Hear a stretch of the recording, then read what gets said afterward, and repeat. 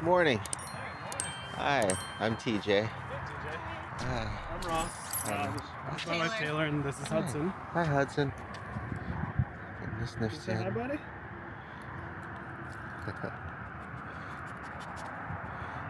So I know it's pretty cold out, so we'll try to knock these things out as quickly as possible. Okay. First things first, do you have any other questions for me that might have come up in the meantime? I know it's been a while since the phone No, conversation. Good job sitting down, buddy. Can you sit? Not really. I don't think so. Okay. No. I mean, you're very thorough and everything, so I think I'm good. Yeah. Okay. So let me see what his walking behavior is like on the flat first. Sure. And then we'll see what's going on with the difference with that the prong collar is making. Because usually that's just additional pressure.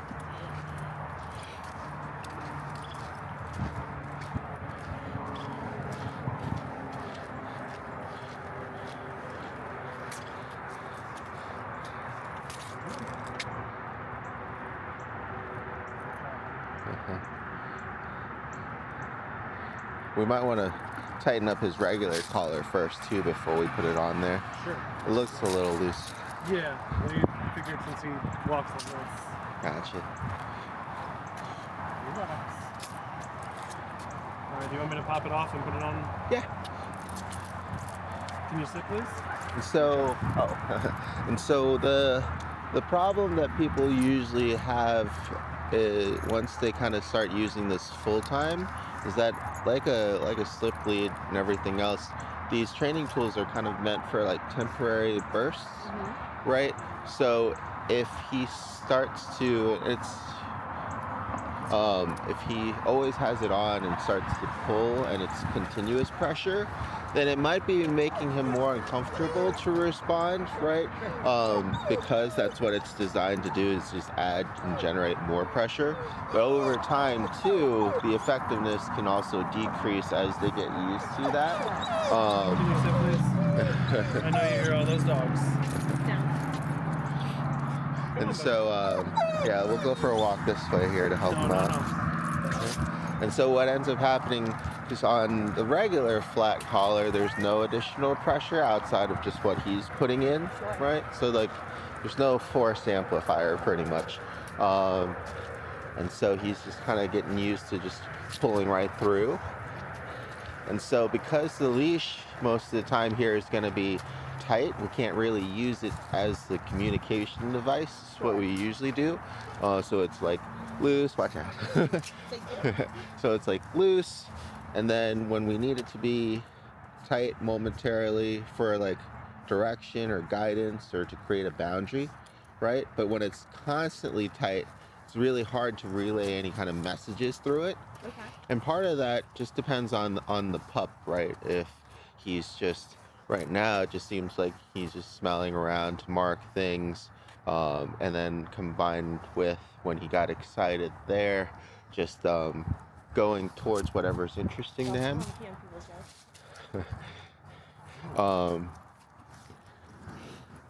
We'll keep going up this way. There's some open space there. Come on, buddy. Right.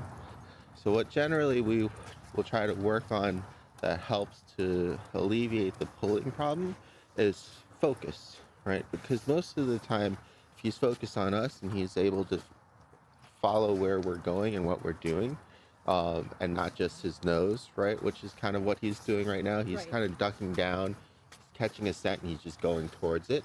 And he hasn't really checked in on anybody since. So that's going to be probably the main focus. And luckily, that helps a lot with other behaviors too, right? Okay. Like, so when we try to call his name, especially for things like recall, can obviously tell why it's going to fail, right? Because he's so used to not listening to us, right? And he's so used to having to come because we pull him.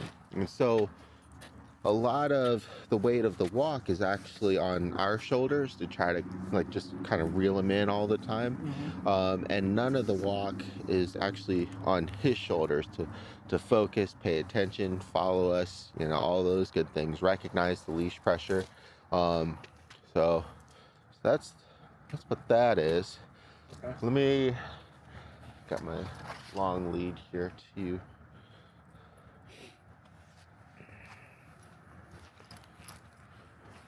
So what this experiment will help us do is not only test his recall capabilities and his name recognition, but we'll also be able to see what he would actually do if he had more leash. Can you sit, please? Sit. Hopefully it's not too tangled up. Looks good. Oh boy. Good job, buddy. It's another interesting thing too, because the pup that Can you sit? is staying right now, Can you sit? he sits kind of in more of like in No. habit to give up than anything else, right? Do you want to clip that? There you go.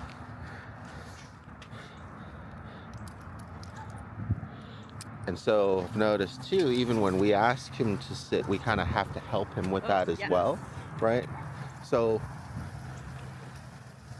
the good boy. Yes, good boy. Come here. Good job. He's like, oh, I found something to play with. You find a toy? What is it? Good boy. What's that, buddy? Good boy.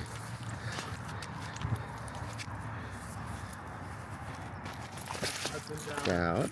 So this is one thing too, right? Instead of always forcing him to get down, which can be very difficult, I'm going to hand you this. Absolutely. It should just kind of turn wherever you point. Let's see. Right. So instead of forcing him to do things, enticing him first, sit, good boy, and then rewarding the behavior after he's able to execute.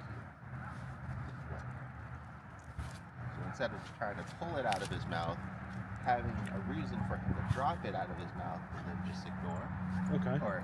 and then just reward. There we Yeah. go. Okay. And you can kind of see what I mean here, because the leash wasn't loose for so long, and then as soon as he hit the end of the line, he's like, "Oh, what was that?" Right? Mhm. I wish I had another. I just gave the other one. Oh, gosh, I just gave the other one to. Oh, I just-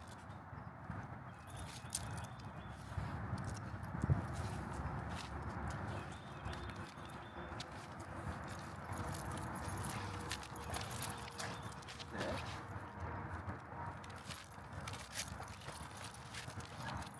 There. Good boy.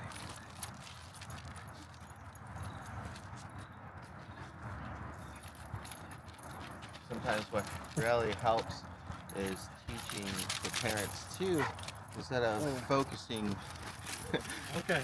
Right. instead of focusing on what he shouldn't be doing, giving him something that you want him to do, Got it. right? Instead, Hey. might have to grab a toy or a ball out of the car for the big. Oh, we've actually got some. Yeah. Oh, okay, perfect. I forgot your stuff is right there. Okay.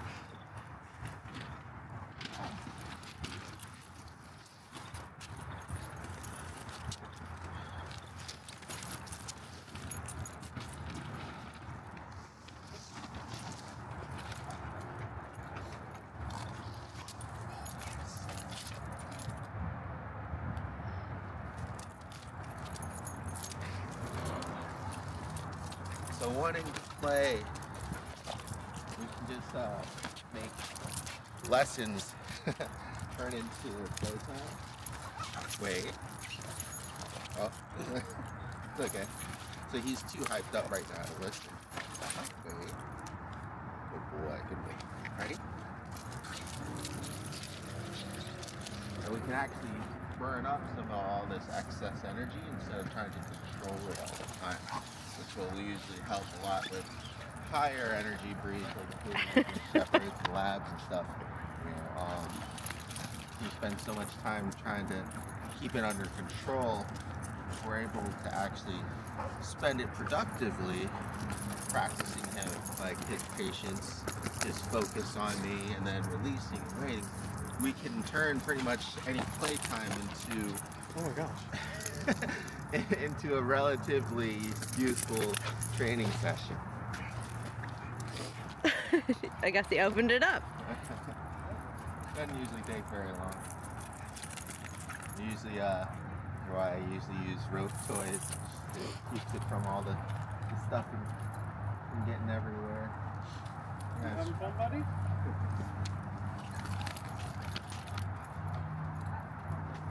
Good boy. So you kind of see what I mean? He is actually checking in on us now more, that we're not trying to kind of control him. So go ahead and take the toy and now walk around for a bit.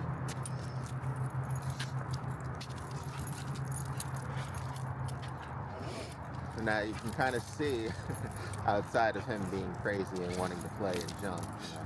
But you can now see that you don't even need a leash because you have focus. Right. Good boy. So finding things that interest him, whether it's play or treats, probably a little bit of both, just to make things a little bit easier. and then using that to our advantage. Good boy. As opposed to constantly trying to peel him away from all the other interests there are around, like all the smells and stuff when we're going out in different places. Teaching him instead, if he focuses on us, then he gets a reward, whether it's play or a treat or something like that. Good boy.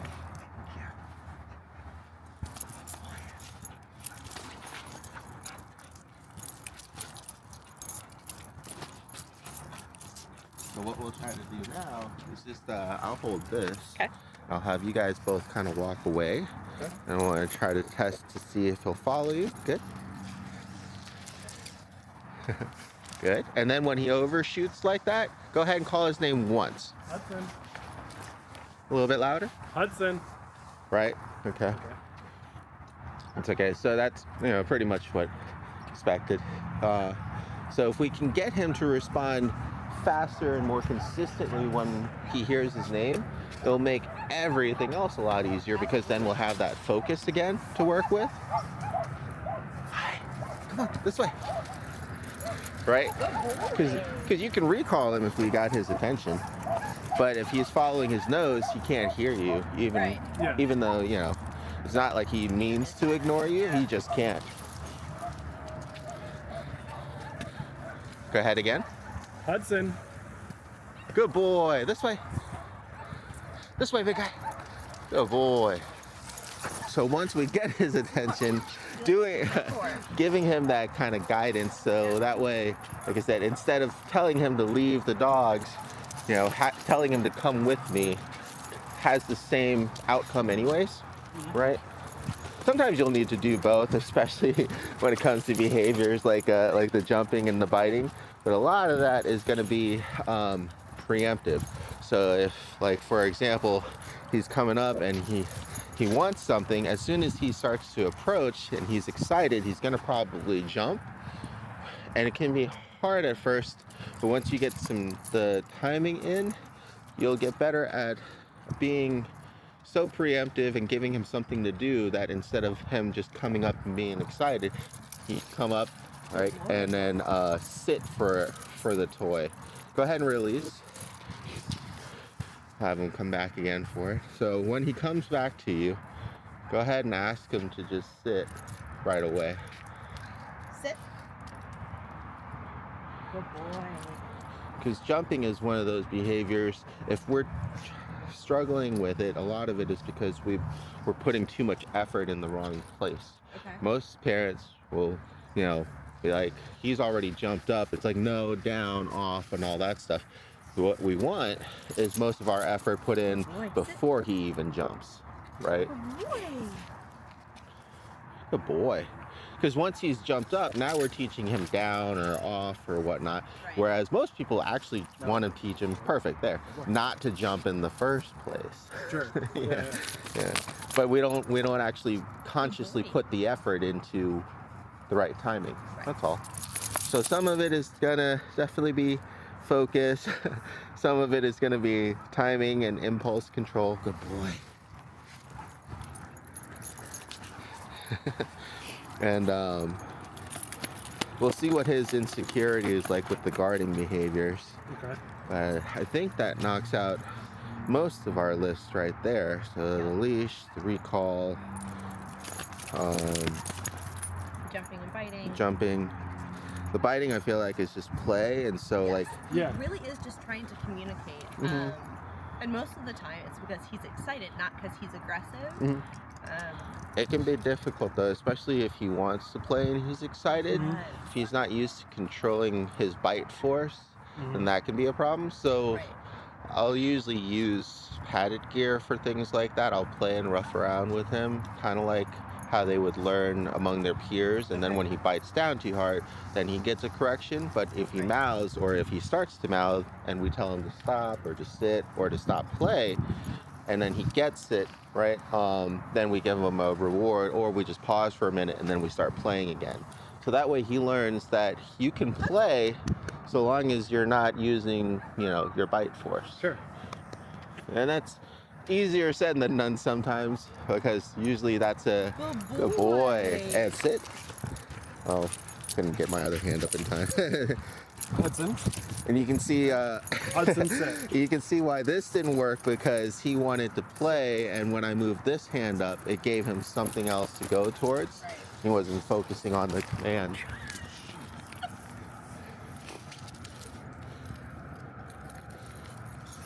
Hi, bud. All right. Oh boy, sit. Sit. There you go. Good. So you see the difference there when she got his attention, and he could execute the command. So, getting that focus in so we can actually teach him. And part of that too is just going to be finding good productive ways to get out all of this energy, and making it easy for you guys to kind of do too, right? Because that could be the hardest part until he, grows older. All right. Do you guys have any questions before I move on to the guarding? No. Okay. Do we have access to videos that you make with him specifically? Yeah, I'll send you the links. Awesome. So when we go into that space of a dog that's guarding a resource, their thought process is they're already kind of afraid and on the defensive, because they don't want to lose it. Usually long-term way of fixing it, the short-term, and you'll have to kind of combine the two anyways. The short-term is correcting, of course, the overreaction, or when he snaps or things like that. But the long-term behavioral solution fix would be to get him to not feel that way when somebody comes in closer. Usually what will help is finding that point when he starts to feel uncomfortable about somebody approaching and losing his item. And what I'll do is I'll reach that point, maybe take a step or two back, and then drop a treat for him, and then walk away. So that way he learns when I come in, he's not losing anything, he's going to gain something. Sure. And on the flip side of that as well, teaching the other dogs to respect his personal space when he's enjoying something. It's the reason why, even though I don't have guarding issues with the pups, I'll still separate them during feeding times, because I don't want another one getting into their other space.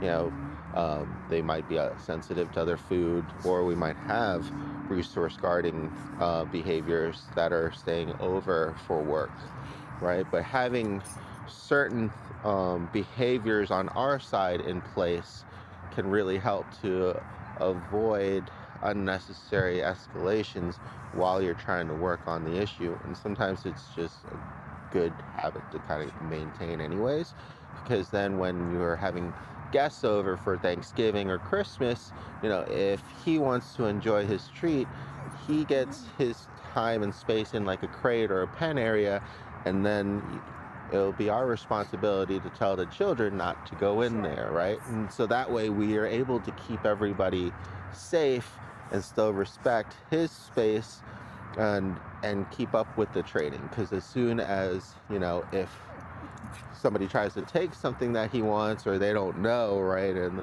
it's a toy that maybe a little kid wants to play with, that can go downhill pretty badly. Or like if your other pup was coming by and wanted his bone, and he might have moved away because he might got some water, and the other dog thought it was a free item and it's not, that could also cause issues. So making sure high value items aren't around unless we're supervised for a while, just because some of these problems, like everything we've touched base on before, you can kind of tell it's going to be a much easier and faster kind of fix, hopefully. Right? Whereas resource guarding is one of those things that's usually buried a little bit deeper into a pup. Kind of like prey drive is another big one. There's a big difference between a pup getting really excited because they see a squirrel and they want to chase it, and a pup that sees like a rabbit and needs to kill it. Right. Yes. And I think we don't know what his level of care before us was for most of his time before us. So just wondering if he did have access to things he needed, or I don't know. I just wonder what took place before us and how it contributed. Yeah. We just don't have the answers. Unfortunately, all we can do is kind of read from the results, right?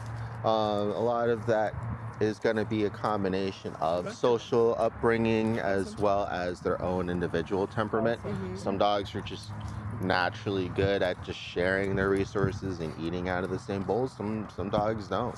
They just really like their ball and they don't want any other dog to mess with it. And some of that, like I said, especially if it's just personality, it's going to be a lot harder to recondition, and you're going to have to weigh and rely more heavily on training us, right, to kind of make sure that the environment is safe around him. Right.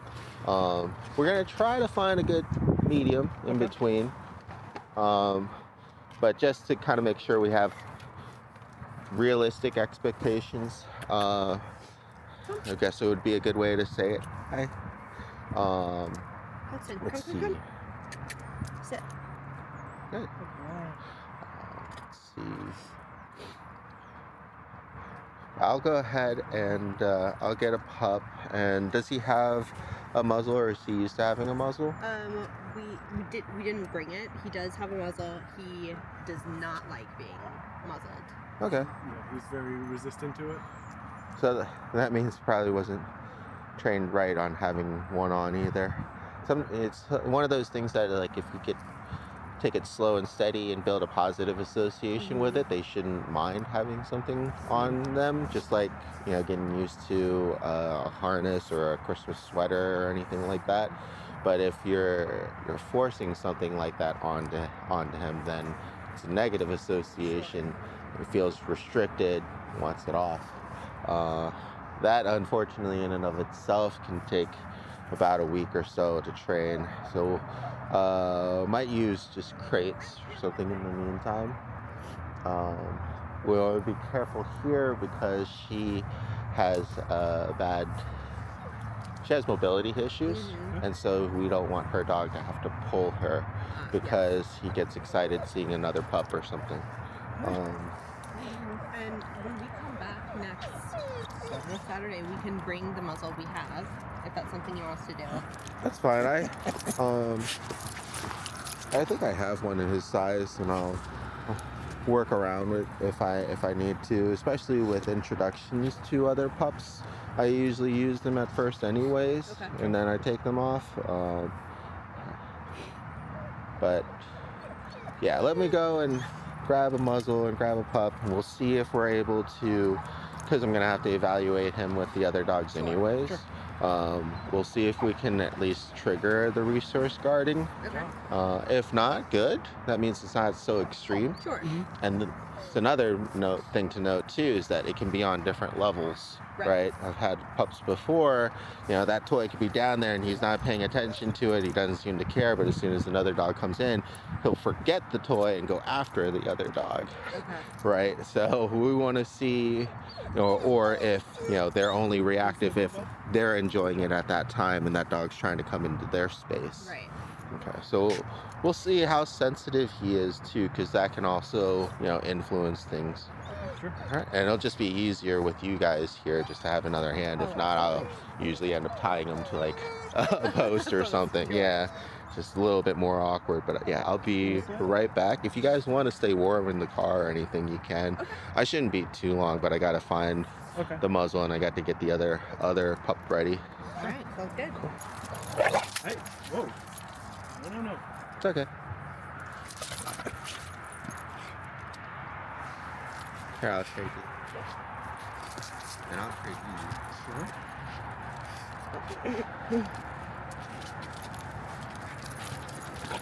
No. What the heck? Is it the muzzle? Or... He's just unsure.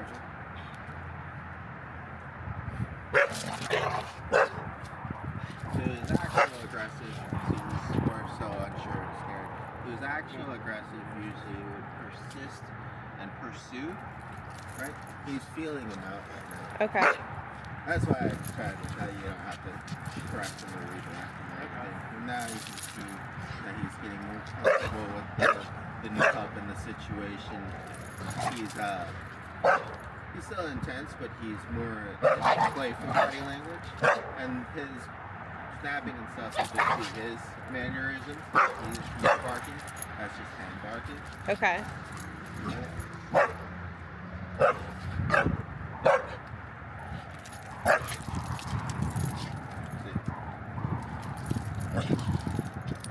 Oh, you trying to play now?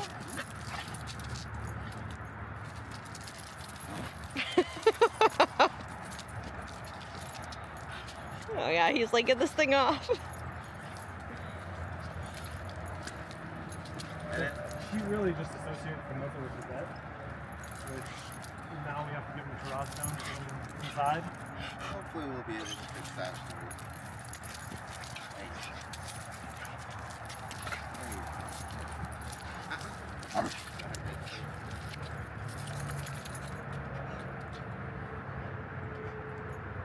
Can you see? Sure.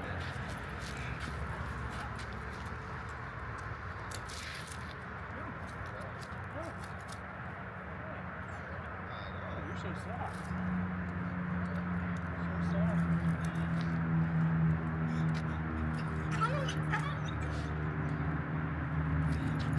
Alright, Ross, don't let him get that close. It's good that he wants to play. It's just that he doesn't have very much fight information. I don't know what his fight force behavior is like.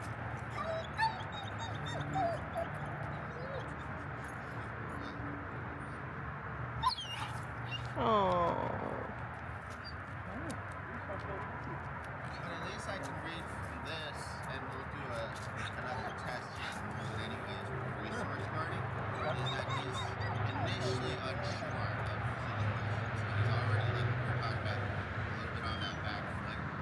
But if we can teach him that it's going to be okay experience, then he might just accept it a lot sooner, like he did here with the play and the pup.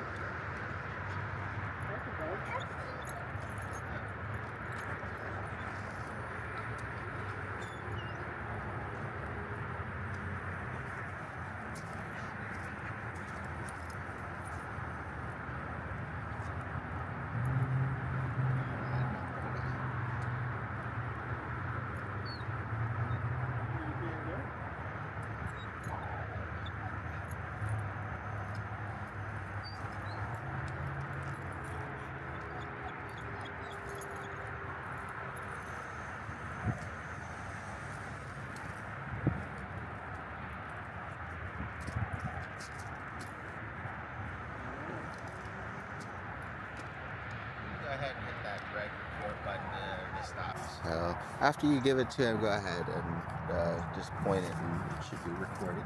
What I'll do is we'll Sit. allow him to have it for a while and enjoy it, and then I'll try to move into his personal space and take it, and we'll see how he does. Ooh.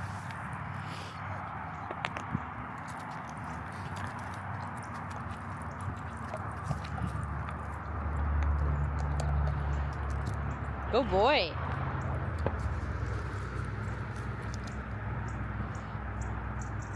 That'll be something else as well as if, here, I'll get over here so that way the mic can pick me up. So that'll be another thing to note as well as if, you know, he takes his high value items and tries to move away with them. Okay, teaching him to just go ahead and enjoy it with the family around us and things like that. So he There we actually go. is okay with that. That's Typically. good. He likes to like bring them over to us and show us that he's got them. Oh, okay. Yeah, he's a good guy.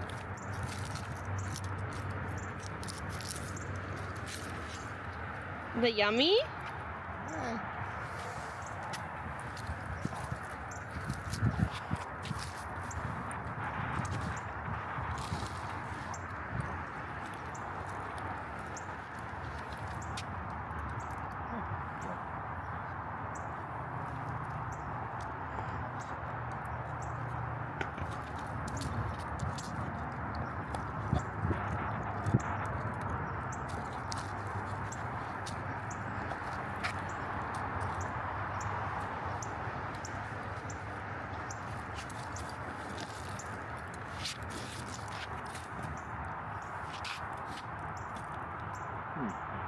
You might need a dog.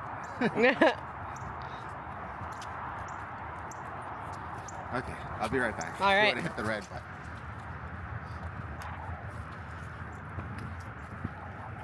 Go ahead and let him enjoy the treat. Hey, buddy. He's having a second. Hey, you want this tree? You want this tree? It's your tree. Gotcha. You want this bone? Come on. That's fine. Go ahead and take it. Okay. Toss it over to me and we'll see if it gets jealous. Oh.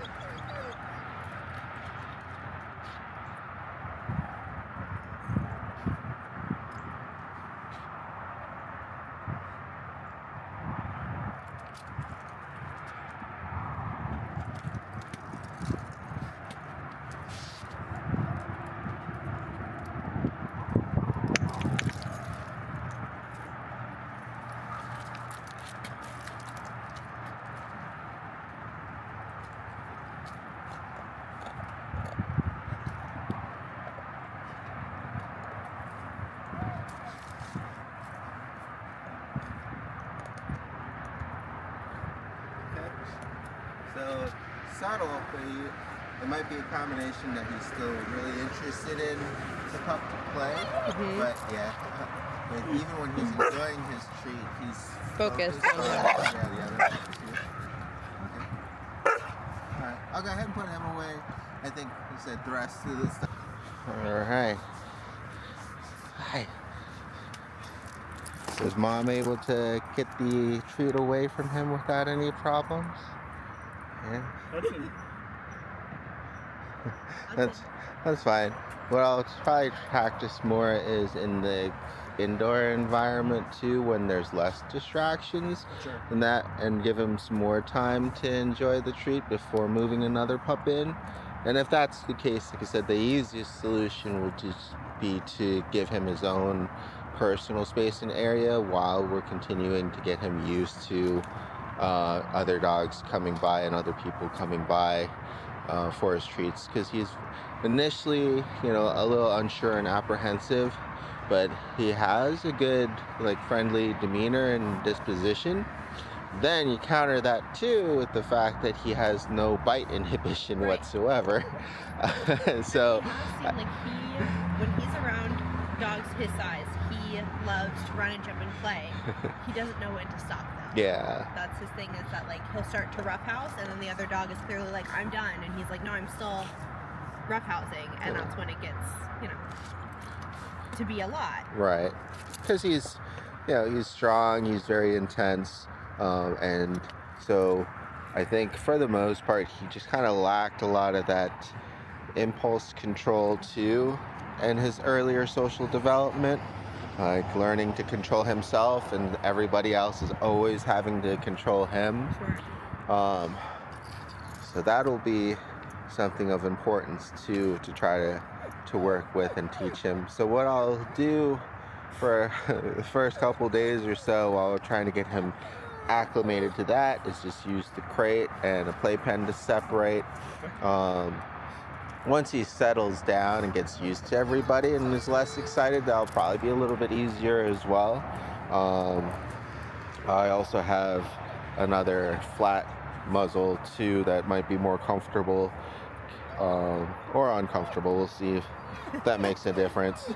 We'll try to build a good positive association with that, and then we'll be playing with him and teaching him to not bite.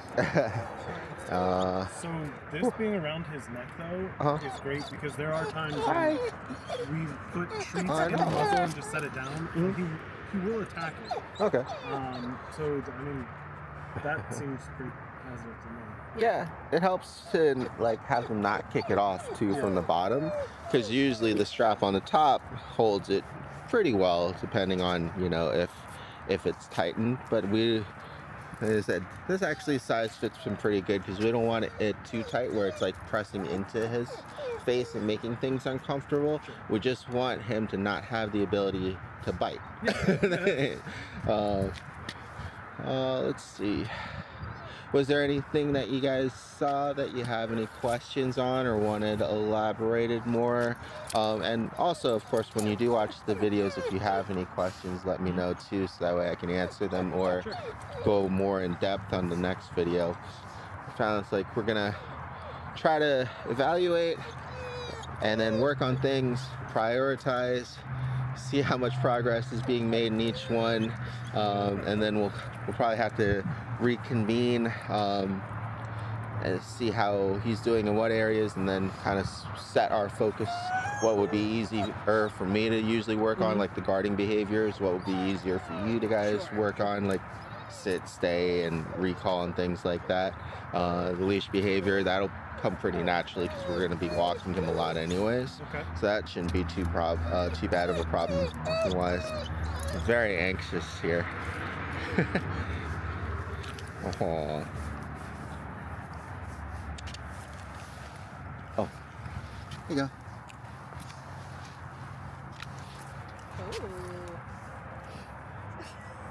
you go. Are you looking for this? There you go. Let's see. So do you want us to come back next Saturday at the same time? Maybe do it for a little bit, or we'll be able to coordinate. Like I said, the only other client that I have only has Saturday available, Sure. so I can work around both of your schedules. Okay. So get in touch with them later today, and once you guys figure out what time will be good for you guys to come by, we'll just coordinate from there, because I'll be working with him multiple times a day anyways. So it shouldn't be too hard to figure out what will work best between you guys, morning, afternoon, or evening. Alrighty. What do you think, Hudson? We'll go ahead and get his Would be so good. his training journey here started. Yes. Good We're boy? ready. Oh, I know, big guy. So the first day is going to be a lot of just getting him settled in with everybody. Oh.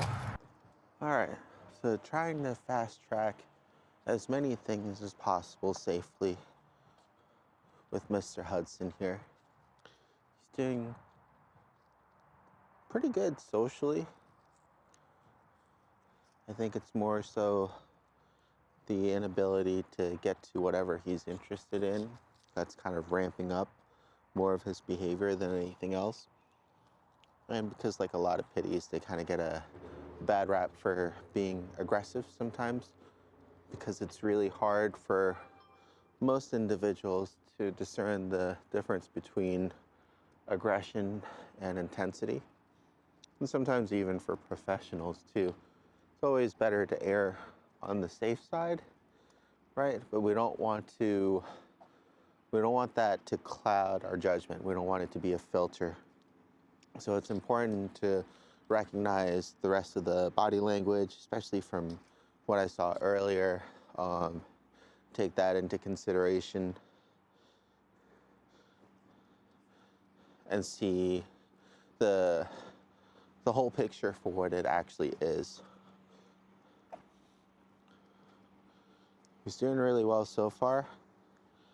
For this walk, we're gonna do a little bit of a combination of an evaluation walk from earlier, as well as a freedom walk and beginning of corrections for his walking. I've got a slip lead on instead of his prong because I want him to get used to as little pressure as possible, as opposed to a lot of pressure to get him to react. And then tomorrow probably we'll practice on some name recognition and tone training, especially for pups that need to catch up on social skills when you're at like the dog park, or if he's guarding a resource. Just being able to have something on him that you can trigger from a distance outside of his name is good. We do want to take time to condition a really strong name response, but at the same time, it's really hard to associate both a positive and a negative with a name. It is definitely possible, depending on, of course, your inflection and tone and intensity that you call out the name. I would prefer to keep the name as a good positive for him to recognize and redirect his focus and attention to the handler, and then use something like the buzz, hopefully not the static, or the beep, but just something to break his fixation so then we can get his attention back. Still going to be using the collar as much as possible, more so for getting his attention than correcting him, right? On like the lower settings and everything, but we'll cross that bridge when we get there. Hopefully we won't need to. Every pup is going to be different, but it's always very helpful, instead, especially at range, to have something that is like a physical contact or a possible repercussion when it's just too easy to ignore a verbal signal like his name or a command without any kind of repercussion. And especially for breeds that are stronger in general, not just pitties, sometimes it's important for them to understand and know restraint, and to know the pros and cons of the decisions that they make, to kind of help them with choosing to do the right thing.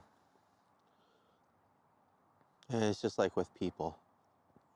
You have people that, for example, somebody got pulled over in the neighborhood earlier. Some people will do 20 to 25 in the neighborhood because that's the right thing to do. That's what they were taught to do. They don't need a repercussion or a consequence for it. Some people that will do 10 over or more, and they'll do that until they get some sort of repercussion, whether that be hitting a child while they're playing, or somebody that's trying to cross the street and they're not paying attention, or a cop that is waiting to radar somebody in a neighborhood. Some people like that just need something on the other end of a pros and cons, to have that cons be like, is it worth a $200 ticket? Is it worth the risk of hurting somebody to actually do the right thing? And don't blame any person or any pup, for that matter, for either not making the correct decision or understanding the decisions that they're making. A lot of times we teach them to do or to not do things very black and white because it makes it simpler for them to understand. Sometimes though, especially with pups that missed out on either social development or training when they're younger, or they're just insecure or anxious, there's a lot more of a gray area. You'll find that a lot of pups that are reactive, for example, they are reacting with their best of intentions, right? Because they feel threatened even when a threat does not exist. So in those terms, and that condition and that situation, it's more so on us, our responsibility as their parents, as their handler, to teach them, why that situation is okay and why their behavior is not okay. Because for them, it's just as clear as right and wrong. And I think the most important thing is actually teaching that step in between. You can definitely train a dog just by correcting them, of course, for lunging or barking at other dogs. But sometimes that can cause confusion and frustration, especially if they think that's the right thing for them to do. Whereas if we take a moment, sometimes some considerable amount of time and effort, but if we take that time and effort into teaching them what's right and wrong, doing our best that they understand why and what they should do and shouldn't do in a given situation, then it's okay to punish them for choosing the wrong thing, instead of teaching them by telling them they're doing the wrong thing. He's been doing great so far. I have the leash set here on the last pup, who's a little bit smaller, but he hasn't been pulling until now, right? So I'm gonna pull back and then release. I want him to know that that's a boundary that was created. It's artificial. It's created by me at that moment for that situation. He had no idea that that boundary was there. The only way that he knows is if he starts pulling to get to something through his nose, and then I pull back or I correct him, right? We need to show him and teach him that that pressure that he's feeling around his neck means that there's a boundary, and or it means that he needs to redirect his focus back to us. Right? He can't just continue on following his nose. And of course, we know better. It's for reasons like property lines, people's places, not running out into the street or traffic. But that's something that a lot of people just assume, right? And for pups to just pick up and follow.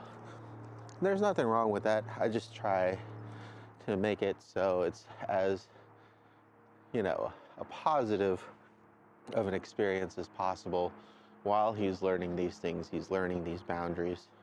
And here we have a pup that's off leash, and I don't know what their behaviors are like. I don't know what their parents are like with socializing them. I don't know what he likes or dislikes with other pups outside of the fact that he doesn't like other dogs barking at him, right? And that he has a good temperament. Just gauging the size and weight advantage. If a fight did break out, I put him in the favor. So I'm not really concerned too much about his safety. I'm concerned about the other pup's safety. So I'm gonna go ahead and just be precautious, weigh all those things, and we'll take him this way. Hudson. Yes, good boy.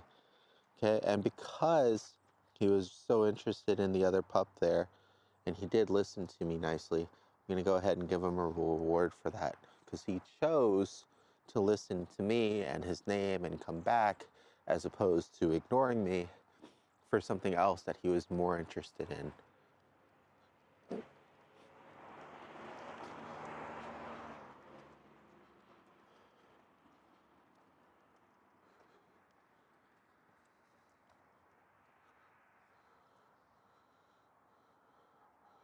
He's doing well so far. It's just been mostly a loose leash for a lot of the walk. It's at that time where other pups might be out too for walks and everything. We only ran into one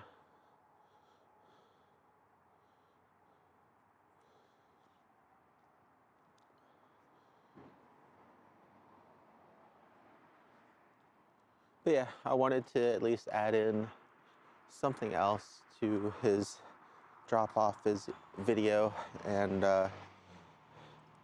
do some evaluation work before it gets too cold and dark out. I have a couple jackets. I think one might fit him. And so we might do a warm-up drill, or we might just continue working on his social behaviors inside tonight. Just try to play that by ear, especially for the first couple days. I want to try to soak in as much as possible and get to know Hudson as much as possible while we're practicing things and, you know, getting our toes wet to see what's the best spot to dive into this pool and start working with him. So let's see here. He's in front, he's starting to kind of pull away. I give him some pressure. Yes, good boy, good job. Okay, very slight. He acknowledges. I mark that behavior, I reward it, then we keep walking again.